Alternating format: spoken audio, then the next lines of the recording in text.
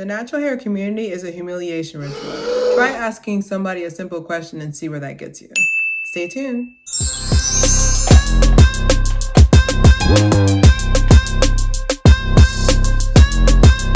All right, welcome back to another episode of Clear Hair. We are continuing our natural hair movement 2026 series as I talk on some topics that we need to talk about. Thank you guys so much for watching. I expect this to do very well, so don't let us down. But definitely thank you guys so much for your support. Today's topic, we are going to be talking about the natural, the infamous, often duplicated, often manipulated natural hair community. So before I get into that, definitely show love to my shorts channel. We are growing on there. We're almost at 100,000 views. I'm hoping we get that by there. So I am wearing this leopard print to show we're about to attack. So first things first, natural hair community was started with good intentions. And we started with good intentions. It was supposed to be here to basically make people feel comfortable about type 4 hair. Essentially started that. And then I don't know when it turned into that. I think it's in tandem when social media started becoming more popular and people realized that you can make money off of one. Bad press is good press. And I also feel like once people found out that it's very easy for us to get triggered about our hair because of the fact that a lot of us, we were not taught how to really do it. We're not taught how to really, not even do it, but love it. Because think about it, whenever it was Easter, all right, come get burned by this eye. Hold your ear. I said, hold it. But basically, I think that was the reason why, because I remember there's countless times of where I never really felt comfortable asking questions. I feel like I kind of had to learn things on my own and move along because of what I would see. Like, I'm the type of person that if I see somebody else getting mistreated, I'm assuming I'm not too far behind. So that's why it was very easy for me to leave the natural hair community. But for example, there was one girl that asked, hey, she posted, there was a natural hair group. She posted a picture of her hair and she was like, hey guys, she posted a picture of her hair and she was like, hey guys, what type of hair texture I have.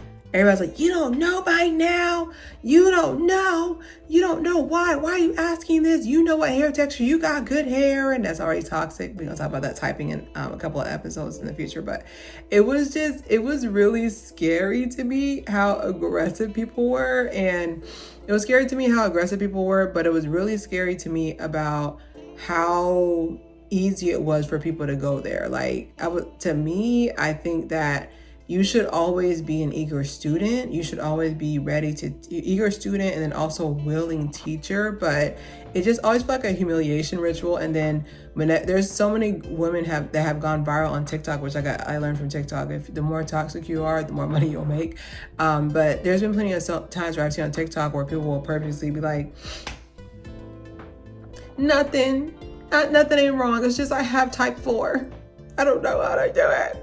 I don't foresee me being able to do it. Like all the fake outrage about having type 4 hair and how hard it is to do and how nappy it is.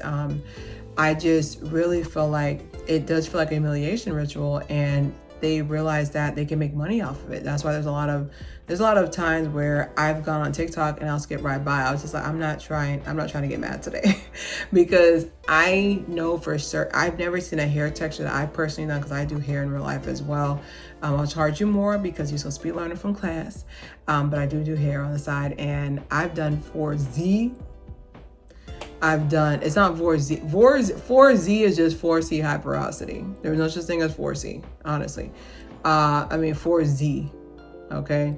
I've done 4C, I've done 1A, I've done 3C, I've done every hair texture in between. And the commonality is technique. You need a technique. But the thing about it is that with this humiliation ritual, you can't even learn a technique because they're already mad at you. There's been plenty of time, like these people were really, this guy stinks. Like, that episode from SpongeBob, like there were so many times where they'll ask a question that I'm just like, hey, you should have just DM me. Don't ask that question to these people, because it just felt like I just feel like it was just a humiliation ritual with any question, because even now, like, they feel like you should know by now in 2025. So I have on here, so there's bias in the natural hair community. So my hair is, I would say my hair is, with me having broad straight length, I feel like my hair is long for 2019, not for 2026. Like, I feel like my hair is long, but it's not 2026 long. It's like the carrot keeps moving. Now, if your hair is not waist length, your hair is not long in the natural hair community. You know, my hair is broad strap length. I guess I have 2019 length hair. I don't know. I'm just glad my hair is healthy. I'm so excited. I'm so excited. Okay, it's a testimony at this point. But there is a bias toward length and texture. There's been plenty of times where, like, so they have it on, and like just in general, they have it on social media where if you turn your photo in, they'll post you. So I noticed that when my hair was short, I would never get posted. I would never get posted. I noticed that when my hair was more, it wasn't like pressed out like it is now, but when it was more closer to type 4, it would never get posted. You know, it's like they want a specific look on there. I would never see True 4C, besides in real life, I would never see True 4C get posted unless they were doing it as one to come in the comments and be like, oh, she needs to comb her hair. This is from people who look like this person as well. And there was just, I don't know, there's just a bias towards length and texture. I also feel like too that I feel like too is, when it comes to length, that's why I feel like so many people hold on to stringy ends, because in the Black community, you are seen as different when your hair is long. I remember when I was at the club and I had my natural hair. This is when I first started getting some length. So I'm talking about shorter length hair. So like my hair was out, it was afro, blah, blah, blah. I was in the bathroom. This lady stopped what she was doing. She was mid washing her hands. She's like, "Is that your hair?" I was like, "Yes, it is. Thank you." And so I was like, cause like I knew there was a but coming. That's why I said I'm not egotistical. I knew she was gonna be on something. That's why I was just like, "Yes, it is. Thank you." I kind of be like, I'm scared for the other food. She was just like, "Are you mixed with anything?" Now y'all see how Black I am. Now it is the winter time, so I do look lighter than I usually do, but I am a brown skinned woman. Look, brown skin girl. Hey, copyright. But I'm not mixed with anything. Not saying that if you're dark skin, you can't be mixed. Plenty of mixed people that are dark skinned. I was like, no, but I am of Haitian descent. She's like, there it is. It's like she had to find a formula, because apparently Black women can't grow. Apparently, I guess regular Black women can't grow back hair. I'm laughing because some of the people that I know with the longest hair, they're from here. Okay, they're supposed to be from Africa. We not to talk about that. Okay, they are from here. They're from South Carolina. They're from Florida. They're from Georgia. They're from Alabama. They're from New York. Like, they're born on these grounds. Their family traced back to these grounds. Okay, like that's not that, like the fact that she had to find something. She was like, "You Haitian?" I was like, "Yeah, I'm Haitian descent." And she's like, "Oh, there it is." Like she's done solved the Scooby-Doo, the mystery is solved. Like she solved the mystery somehow because of the fact that she finally found a reason why my hair was longer than what they expect it to be, which to me, shorter length hair to me is expected. I feel like everybody's hair at least grows at least 6 inches, right?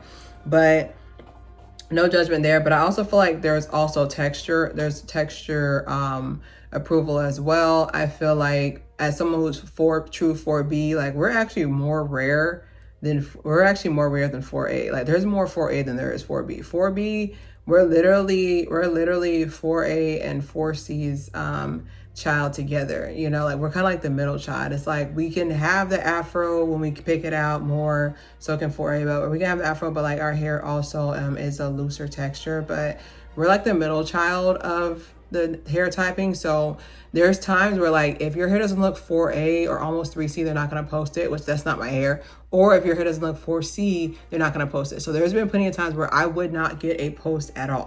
Like I would not get a post at all. And it's not about that. It's just representation too. Like whenever I see a hair texture, there was a preference for someone whose hair was looser and longer, or someone who had who had a 4C more coarse, more kinkier texture as well. And the reason why that's a problem is because that if you fall short of that, let's say your hair is 4C and it's short, now you feel like you're not worthy. And if your hair is loose but it's not long, no one's not going to post your content, or you're not going to see representation for yourself. So coming in, the last one is that we lost the plot. And I feel like for 2026, it is time to get the plot back. I like so with the natural hair movement, I talked about it in the intro into the series. The natural hair movement, I do feel like we got it right this time. I think we got it right. Like, I think we got it right this time. There's something different about it this time. Now, there is the violent kicking out of type 3 hair, because they said if your hair is not coily or kinky, you gotta go. Which I understand, and I'll explain that in my hair typing video a couple episodes down. But I can say that I feel like it's different this time. I feel like it's gonna, I know it sounds weird, but like, I just feel it's in the air or something. Like, I feel like it's going to be different this time. I feel like we need to bring back the origin. The origin of this was that we needed to have a safe space to ask these questions, because our grandma's not going to have the answer. Our mom ain't going to have the answer.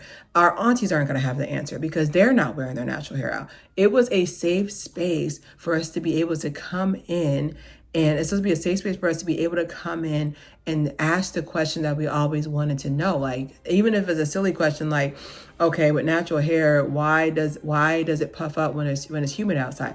Perfect. So the reason why your hair puffs up is because with our hair cuticles, when there's no hair, there's no water or any moisture, it starts puffing up because it's trying to grab it from the air. But because it cannot absorb, hopefully I didn't lose you yet, because it can't absorb the water in the air, it just starts getting more and more puffier. So that's why with the Steam Pro straightener, I'm not being sponsored, the reason why it's so good, and it helps pretty much lock the moisture in. My hair it's not gonna puff up because it has all the moisture at once. Basically, when your hair afros out, it's basically saying there's not water.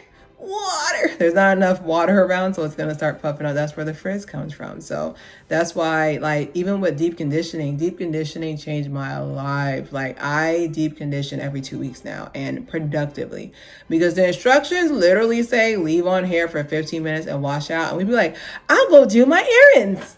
And then we're gone. And then it's like nighttime. Like, I remember my hair was breaking at the seams because I would leave my hair overnight. I was like, I'm deep conditioning nocturnally in my sleep, So I don't know. I really love the fact that when it first started, we were allowed to be stupid. Now we have to know everything, and we have to have the answer to everything we need to know.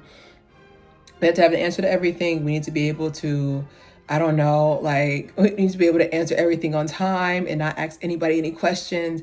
And then my thing too is just that we need to bring out the community. Like, the purpose of a community is to give back. I don't feel like we're giving back at all. I feel like we're raising yet another generation that does not know how to do their hair. And the reason why I'm smiling is because, why is the recipe not being passed down? You want to know why? Because it was never created in the first place. We've been eating a synthetic version of how to take care of our hair. We were under the guise. There's so many Mythbusters, which I want to do. I'll probably do an episode on just Mythbusters. If this series goes well, I'll go an episode on Mythbusters when it comes to natural hair, because I definitely want to talk about the fact that we thought that letting our hair sit in dirt was growing it. It's not. It's actually worse. It's worse than you can ever think.